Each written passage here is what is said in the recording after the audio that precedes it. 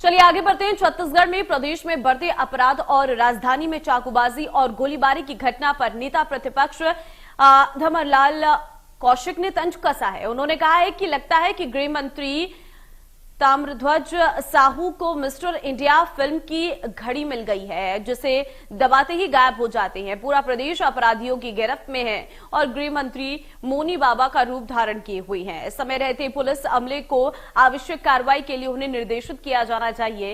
इसके साथ ही जिम्मेदारों पर कार्यवाही होनी चाहिए।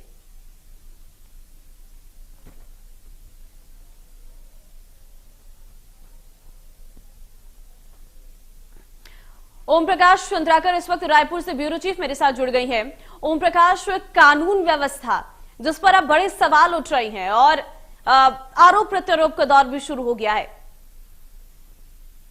जाहिर तौर पर कानून व्यवस्था एक बड़ी चुनौती छत्तीसगढ़ के लिए फिलहाल बनी हुई है, क्योंकि हम जिस तरह से देख रहे हैं कि लगातार छत्तीसगढ़ के अंदर चाकूबाजी की घटनाएं हो रही है, गोलीबारी की घटनाएं हो रही है। तो तमाम जो घटनाएं हो रही है, इसे लेकर फिलहाल विपक्ष के पास एक बैठे बिठाए मुद्दा मिल गया है और विपक्ष इसको लेकर लगातार तंज कसता रहा है। आज भी नेता प्रतिपक्ष धर्मलाल कौशिक ने गृह मंत्री ताम्रध्वज साहू पर हमला बोला है और उनको कहा है कि वो हमेशा नदारत रहते हैं, अधिकारियों को गाइडलाइन देने के बजाय वो मौनी बाबा बने हुए हैं, खामोश बैठे हुए हैं। साथ ही उन्होंने तंज भी ये भी कसा कि जिस तरह से मिस्टर इंडिया गायब हो जाते हैं, इसी तर्ज पर वो भी गायब हो गए। तो जाहिर तौर पर इसे लेकर जो कानून व्यवस्था की स्थिति को लेकर भाजपा के तमाम जो नेता हैं, तमाम लीडरान है, वो लगातार तंज कसते रहे हैं कांग्रेस पार्टी के ऊपर, क्योंकि कांग्रेस वर्तमान में कांग्रेस की जो सरकार है उस पर सवाल उठाए जा रहे हैं। हमने जिस तरह से देखा कुछ दिनों पहले विधानसभा में भी काफी इस मामले को लेकर हंगामा हुआ था, विधानसभा में भी लगातार कानून व्यवस्था पर सवाल उठाए गए थे। बावजूद इसके फिलहाल अभी कानून व्यवस्था की स्थिति को लेकर इसे पीछे छोड़ने के मूड में फिलहाल भाजपा के नेता नजर नहीं आते, क्योंकि एन केन प्रकार वो किसी न किसी मामले को लेकर प्रदेश सरकार पर निशाना साध रहे हैं। जी ठीक है ओम प्रकाश, लेकिन सत्तासीन सरकार इस पर क्या कुछ कह रही है, क्योंकि बड़ा मुद्दा है कानून व्यवस्था का और जिस तरीके से आप बता रहे हैं कि आए दिन चाकूबाजी, गोलीबाजी, इस तरीके की घटनाएं सामने आती हैं। जी देखिए, जाहिर तौर पे अगर मैं राजधानी रायपुर की बात करूं तो रायपुर में अक्सर ये घटनाएं सामने आ जाती है कि कहीं चाकूबाजी हो गई। इसके पीछे सबसे बड़ी वजह होती है, जहां तक अभी तक हमने जिन जिन लोगों से बात की और जो इस बात के जानकार हैं, जो अपराध के जानकार हैं या रिटायर्ड अधिकारी है, उनका यही कहना है कि जो नशे की लत है, नशे की जो गोलियां, इसके अलावा गांजा, चरस, ड्रग्स, इस तरह से जो चीजें यूज कर रहे हैं लोग, इस वजह से अपराध बढ़ रहे हैं। पिछले दिनों हमने देखा एक 15 वर्षीय लड़की ने एक राहगीर को चाकू से हमला कर दिया। तो जाहिर तौर पे कहीं ना कहीं इसमें कोई संज्ञान लेने की जरूरत है, इस मामले को गंभीरता से लेने की जरूरत है, तभी हम ये फिर से दोबारा कह सकते हैं कि छत्तीसगढ़ शांति का टापू है। फिलहाल कांग्रेस की ओर से यही बयान आ रहे हैं कि भाजपा लगातार सरकार को घेरने में नाकाम रही है अन्य मामलों को लेकर, इसलिए भाजपा की रट है कि कानून व्यवस्था को लेकर छत्तीसगढ़ में केंद्र सरकार को घेरा जाए। लेकिन तो मतलब ओम प्रकाश की कोई बड़ा मुद्दा नहीं है, इसलिए कानून व्यवस्था को इतना बड़ा मुद्दा बनाकर विपक्ष लगातार सरकार पर सवाल उठा रहा है।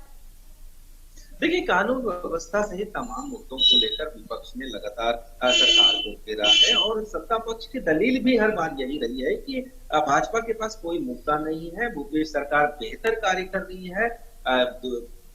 अगर ग्रामीण अर्थव्यवस्था की बात की जाए या शहरी अर्थव्यवस्था की बात की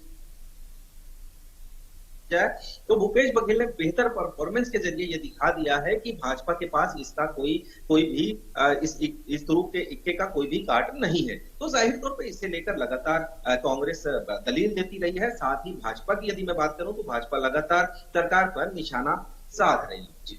ठीक है, लेकिन ओम प्रकाश, आप जिस तरीके से घटनाओं के बारे में बात कर रही हैं, कितना संज्ञान लिया जा रहा है उन घटनाओं पर? देखिए, लगातार इस मामले को लेकर पुलिस के आला अधिकारी बैठकों का दौर जारी है।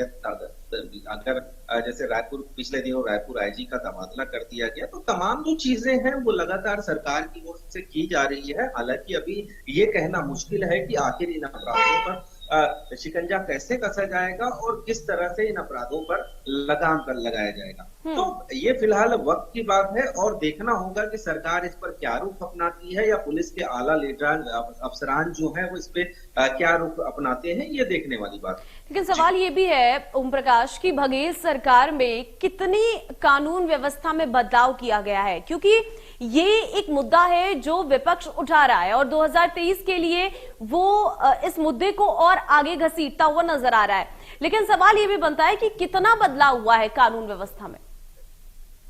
देखिए, फिलहाल कानून व्यवस्था में बदलाव कितना हुआ, किस सरकार ने कितना काम किया, किस सरकार में अपराध होते थे, किस सरकार में अपराध नहीं होते, ये तमाम चीजें सियासी बातें होती हैं। लेकिन हम ये जरूर कह सकते हैं कि यदि जरा सी भी सरकार इसमें कानून व्यवस्था को लेकर गंभीर होती है तो कानून खत्म हो जाएगा। यदि पुलिस के अफसर इसमें गंभीर होते हैं, अगर पुलिस के अफसर अलर्ट होते हैं तो जाहिर तौर पे कानून की व्यवस्था सुधारने में वक्त नहीं लगेगा। हालांकि तमाम चीजें पुलिस के साथ भी जुड़ी हुई है, उनके पास गश्ती के लिए जवानों की कम संख्या है, तो ये तमाम जो तकनीकी दिक्कतें हैं छत्तीसगढ़ के अंदर, उसको लेकर भी ये बातें सामने आ रही है कि कानून व्यवस्था संभाले नहीं जा रहे। लेकिन अगर ऐसी बात भी नहीं है कि कानून व्यवस्था नहीं संभाला जा सकता। पहले भी कानून व्यवस्था इतने ही जवानों में, इतने ही बल के साथ संभाले जाते थे। जरूरत इस बात की है कि जो इच्छा शक्ति है, लगातार अलग अलग इलाकों में पेट्रोलिंग की, लगातार उन संवेदनशील इलाकों में पुलिस की गश्ती बढ़ाने की जहां पर अपराध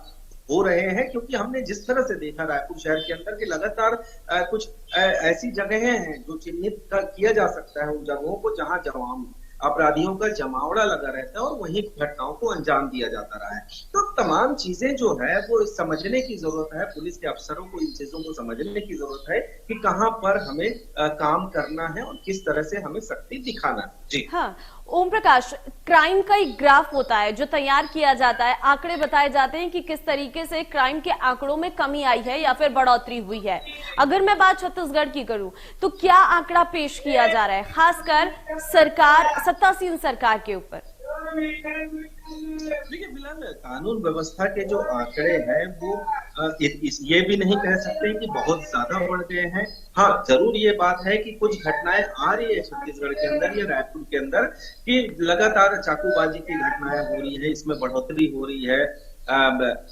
जिस तरह से पिछली अगर मैं बात करूं, पहले की बात करूं तो चैन स्केचिंग की लगातार घटनाएं होती, तो जो अपराधियों का एक ट्रेंड होता है, जिसे हम कह सकते हैं एक ट्रेंड, जिस तरह से कहा जाता था पहले कोई गिरोह काम करता था जो नकबजनी करता था, चोरी करता था, तो एक तरह से एक ट्रेंड चला करता था। तो चैन स्नैचिंग की घटनाएं हालांकि कम हुई है, ये कह सकते हैं, लेकिन नशे की वजह से जो चाकूबाजी की घटनाएं हो रही है, जरा सी बात पर चाकू चल जा रहे हैं, तो ये जाहिर तौर पर ये एक चिंता का विषय है। सबसे बड़ी चीज नशे के कारोबार पर कंट्रोल लगाने की दरकार है सरकार को और पुलिस प्रशासन को। इसके बाद ही ये कहा जा सकता है कि अपराधों पर अंकुश लगाया जा सकेगा, क्योंकि नशे के बाद एक इंसान अपने आपे से बाहर हो जाता है और ये इस तरह की घटनाओं को अंजाम दे देता है। जी, लेकिन चलिए, तमाम जानकारी देने के लिए ओम प्रकाश, फिलहाल आपका बहुत धन्यवाद।